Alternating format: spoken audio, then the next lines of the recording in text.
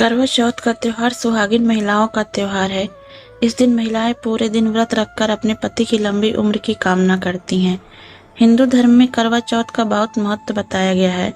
सुहागिन महिलाओं को इस व्रत का बेसब्री से इंतजार रहता है।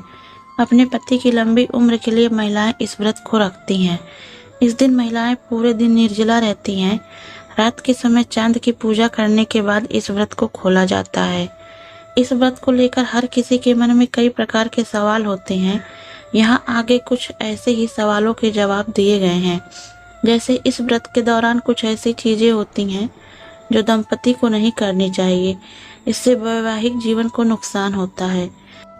करवा चौथ के दिन पति पत्नी को नहीं करने चाहिए ये काम। धर्म को जानने वाले विशेषज्ञों का कहना है कि करवा चौथ व्रत के दिन पति पत्नी को शारीरिक संबंध नहीं बनाने चाहिए। यहाँ तक कि इस प्रकार के विचार अपने दिमाग में नहीं आने देना चाहिए। इस प्रकार के कामों को व्रत में वर्जित माना गया है। हिंदू धर्म के ग्रंथों में यह भी लिखा गया है कि चाहे व्रत कोई भी हो, करवा चौथ, तीज या नवरात्रि का महापर्व, इन दिनों में किसी भी पुरुष या स्त्री के मन में गलत विचार रखना गलत होता है। इस खबर के माध्यम से जानते हैं कि करवा चौथ की रात पति पत्नी को कैसे रहने की सलाह दी जाती है। करवा चौथ पर किया जाता है इन देवताओं का पूजन। इस वर्ष करवा चौथ का व्रत 1 नवंबर को पड़ रहा है। इस व्रत के दिन महिलाएं अपने पति की दीर्घायु और सुखी जीवन की कामना करती हैं। वहीं इस व्रत के दौरान पूरी स्वच्छता और पवित्रता का ध्यान रखा जाता है, क्योंकि यह व्रत भगवान गणपति को समर्पित होता है। इस दिन गणपति के साथ मां पार्वती की आराधना की जाती है। जो भी व्रत अन्य उपवास में लागू होते हैं, वही करवा चौथ पर भी लागू होते हैं। इसलिए किसी भी धार्मिक कार्य में और किसी भी व्रत में शारीरिक रिलेशन बनाना या पति पत्नी को एक दूसरे के करीब आने की मनाही है। क्यों नहीं करना चाहिए यह काम?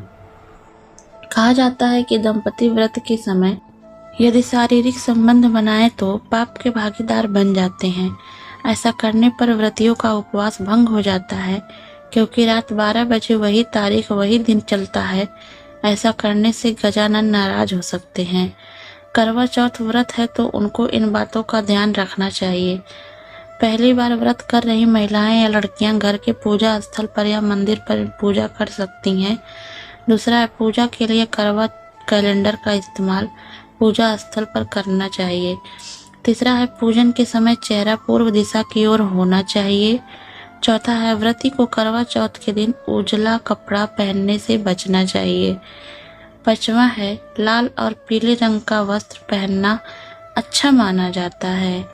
छठवां है, पूजन के समय भगवान गणेश के सामने घी का दीपक जलाने से सौभाग्य की प्राप्ति होती है, इसलिए यदि संभव हो तो ऐसा करें।